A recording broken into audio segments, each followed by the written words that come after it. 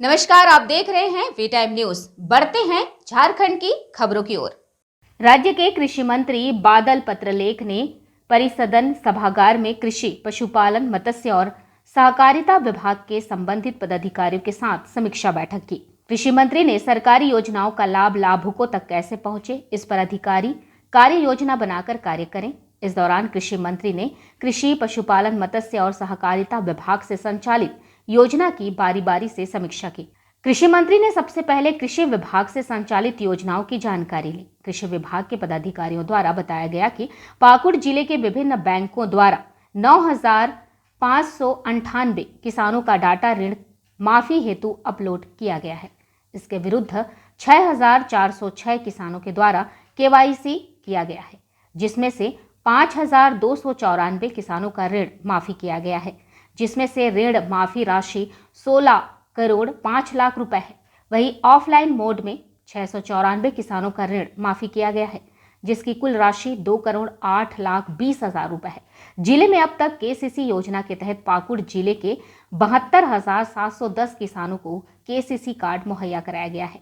वर्तमान खरीफ मौसम में बीज विनियम वितरण और बीजों उत्पादन योजना के तहत 750 क्विंटल धान बीज विभिन्न लैंपस पैक्स के माध्यम से बीज प्राप्त हुआ है, जिसके विरोध में 682 क्विंटल 26 किलोग्राम बीज का वितरण विभिन्न प्रखंडों में ब्लॉक चेन पद्धति से वितरण किया गया है।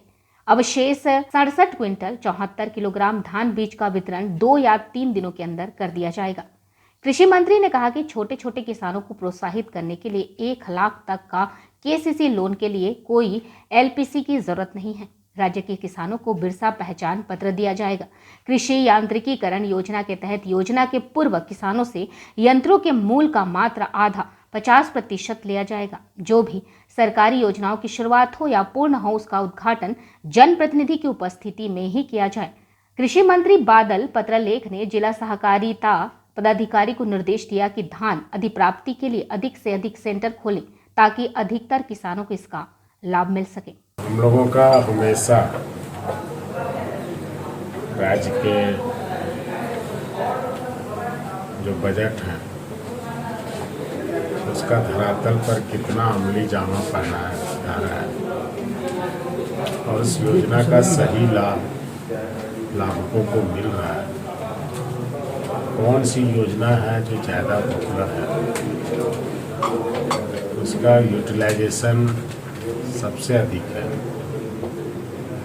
इन सब चीज़ों को हम लोग अवलोकन करते हैं। लोग 10 तरह की बातें करते हैं, लेकिन उसी 10 बात में से एक बात आती है जो महत्वपूर्ण सुझाव की बात है, चाहे वो आपके माध्यम से मिले, सामाजिक लोगों के माध्यम से मिले, हमारे झारखंड की जनता के माध्यम से मिले, या फिर संगठन के लोगों के माध्यम से मिले।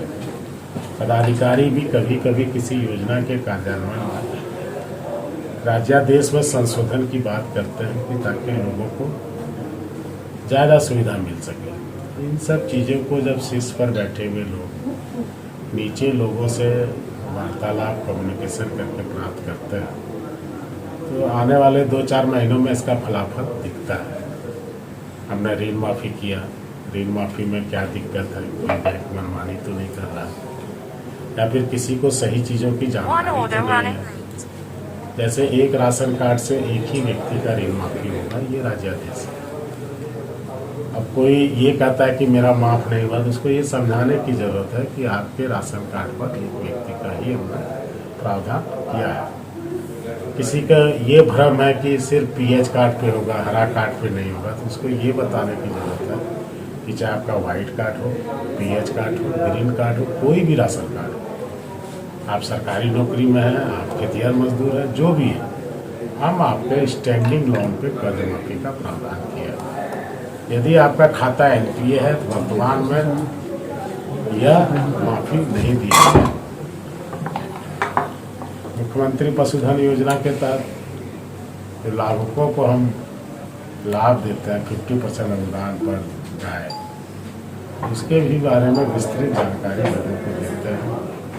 अभी हमारा जो फिशरीज है उसमें हमने निर्णय लिया है कि पहले प्रखंड स्तर पर समितियां होती थी और रेवेन्यू का कलेक्शन होता था, वो गांव में लोगों को इंगेज करके तालाब देते थे।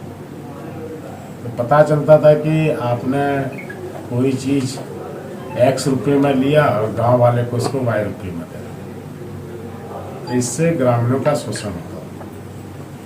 गांव का चीज़ है, तो हमने इस बार उसमें संशोधन किया और पंचायत स्तर पर जलाशय समिति बनाने का आदेश दिया। धरातल पर लोगों को अभी आके पता चला कि इस बात की जानकारी नहीं है। फोकस अभी भी बना हुआ है और इससे राजस्व की चोरी होती है। जब तक निचले स्तर पर डायरेक्ट किसी चीज़ों का निबंधन, प्रबंधन और उसके साथ उसको अवॉइड नहीं किया जाएगा चीज़ों को, तब तक ये चीज़ में रुकावट नहीं आ सकती। तो हमने ये किया है कि चीज़ों को, पंचायती राज को मजबूत करें, पंचायतों को प्राथमिकता दें ताकि मुखिया जी, वार्ड, जो चुने हुए प्रतिनिधि हैं, जिला परिषद, वो घर गांव के लोग होते हैं, हर चीज़ की वस्तु स्थिति से अवगत होते हैं कि उनकी अनुशंसा को प्राथमिकता दी जाए। इस तरह से मिडिल मैन को कट करने का प्रावधान भी उन्होंने किया है, जिसकी जानकारी आपके माध्यम से, सामाजिक संगठन के लोगों के माध्यम से, राजनीतिक दलों के प्रतिनिधियों के माध्यम से, या फिर कहीं जनसभाएं होती है तो वहाँ उसके माध्यम से हम देते हैं। कल साहेबगंज में माननीय मुख्यमंत्री जी के हाथों 50,000 लीटर क्षमता वाले मेधा डेयरी प्लांट का उद्घाटन है, जो इस क्षेत्र में रोजगार के नए अवसर दुग्ध उत्पादन के क्षेत्र में खुलेगा। उसी के सिलसिले में मेरा आज का यहाँ ठहराव है और उससे वो सिर्फ साहेबगंज जिला नहीं, पाकुड़ को भी वो कवर करेगा।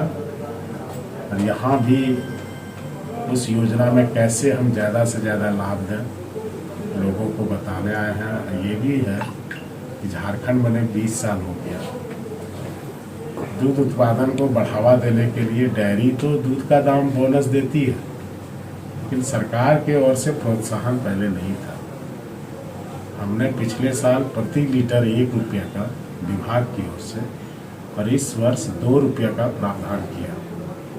मतलब आप यदि 100 लीटर दूध पर डे कलेक्ट करके डेयरी को देते हैं, डेयरी से आपका जो हिसाब किताब है वो तो है ही, आपको 100 रुपया डेली मतलब 3,000 रुपया महीना सरकार आपको दे रही है, जो आपके प्रोत्साहन के लिए बहुत काफ़ी है। वी टाइम न्यूज़ के लिए पाकुड़ से एहसान आलम के साथ सतनाम सिंह की रिपोर्ट।